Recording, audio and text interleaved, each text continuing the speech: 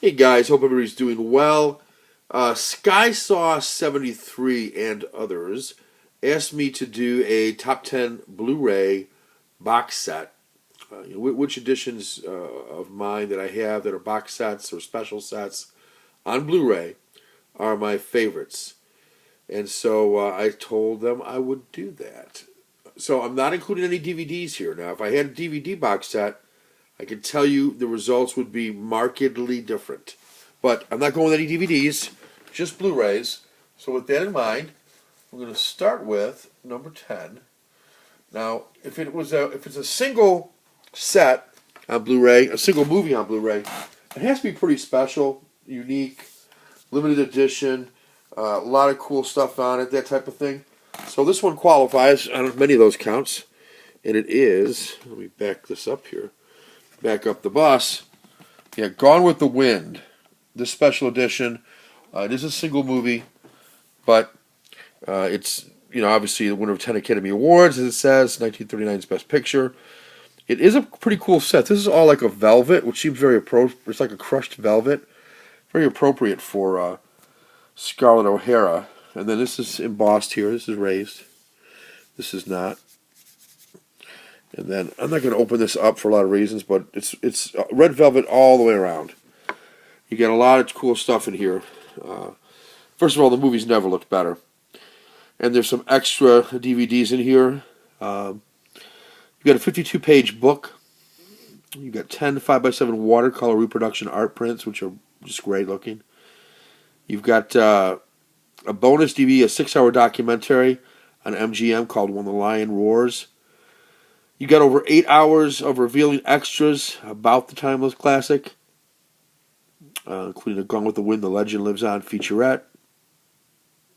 A lot of other things as well. It's an interesting movie. You've got letters back in here from David O. Selznick on the casting and so on. Really is a great movie, and so I think it well deserves the 10 spot on my list of top 10 Blu-ray box sets that I own. So that's number 10. Number 9, a whole other direction. Number 9 is the Mel Brooks Collection. I don't let that $109 price tag fool you. These are 9 films I got for $30, and I think you can get it for about $25 now. Last I saw, well worth it.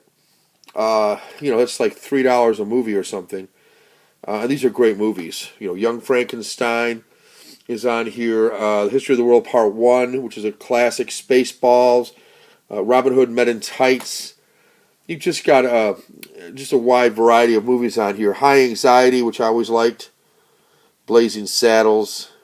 Real classic stuff. Mel Brooks is hilarious. And his movies are hilarious. And I think well deserving of a number 9 spot with 9 movies especially. Okay, now number 8 is another single movie, and the last single movie that I'll have on this. The rest will all be multiple sets. Citizen Kane, the 70th anniversary.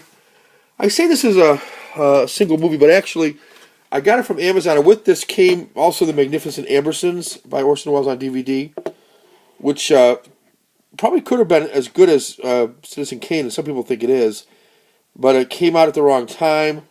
We were into World War I believe, or the Depression, or both. This was a story about a rich family, so it didn't go over quite as well. This would have been during World War II. It would have been the 40s when this came out. Anyway, but that came with it, and this one comes with 3 different movies. RKO 261, The Making of, or The Controversy of Citizen Kane, and the Citizen Kane itself. Picture quality is excellent. There's a lot of extras with this, art cards, and a sample program booklet from way back. Reprinted, of course, but just looks great, sounds great. And Citizen Kane, one of my favorite movies of all time. So, really happy to be able to have that and have it as. Here's a look at all the extras on that. You can kind of see just everything that comes inside of it. A lot of stuff with this. So that is in at number 8. Number 7 will be, and I toyed around with some of these whether it be 7 or 8 or because of a lot of reasons. But I think ultimately I'm going to settle in on this one at 7, and that is the ultimate, or the essential collection of monsters. Universal monsters. I love the Universal monsters. I'm not a big modern day horror fan. I know a lot of people like the gore, and I don't. I like the suspense and the black and white and the mood lighting, and oh man, this to me is true horror. The Wolf Man, the legendary creatures. You really don't have legendary creatures anymore. I guess you could make an argument that Jason will be a legendary creature, or Freddy, but to me, the Wolf Man, Frankenstein, the Mummy, Dracula, the creature from the Black Lagoon, those are legendary creatures. And the ones we have now are psychos. Uh, so, I guess I'm not a big fan of movies with just crazy people with knives and axes that, for some unknown reason, never quite explained, can't die. This one comes in for me at number 7. Is 7, right? Yeah, 10, 9, 8. Yeah, that was 7. Next at number 6, right next to it on the shelf, is The Lord of the Rings, the extended edition. This is, of course, with the motion picture trilogy. 3 movies. Again, none of the other ones have just one movie. This is really 3 movies. It's part of a trilogy, and or it is a trilogy in this case. And love the way this is packaged. Love all the extra features and the extra time on this. It is a beautiful box set that has. Get that lighting right on that. Kind of a dark thing to light. Oh, there we go. Yeah, I think you've all seen this before. So that is number 6, and a worthy title, I think, at number 6. Okay, now number 5, and again, I struggled on some of these, to be honest with you. I really did, because I wasn't sure. Since it was only Blu-rays, it did certainly narrow it down somewhat. But at number 5, I'm going to go with a Criterion Collection. This is the BBS story, America Lost and Found. It's got Head, Easy Rider, 5 easy pieces. Drive, he said, A Safe Place, the last Peter Bogdanovich's The Last Picture Show, and The King of Marvin Gardens. These are all great movies. Really captures kind of a 60s feel in America, where motorcycle riders were, on the highways and little diners and rock bands and, just everything's sort of in here, small town Texas, and really think it does a good job of portraying America in that time frame. And the BBS were 3 producers, directors, I can't think of all their names now.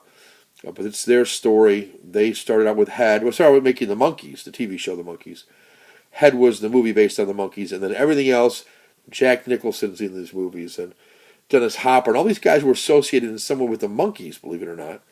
So interesting box set, I think. And there's each one of them comes in a little cardboard sleeve, and then you've got the booklet, the BBS story. The top there, pretty thick booklet, as most Criterion Collection releases have. So I'm going to put that at number 5. And again, these were tough choices, really were. But number 4, not so much a tough choice. Well, I knew it would be in the top 10. Question of where to put it, but I ended up at number 4. And you can argue, and again, another day maybe it would be higher. I don't know. Maybe if I watched a few of the movies, I'd put it higher. I've watched them all, don't get me wrong. If I recently watched them, I might be drawn to it more than some others. But for now, Stanley Kubrick's limited edition collection is number 4 for me.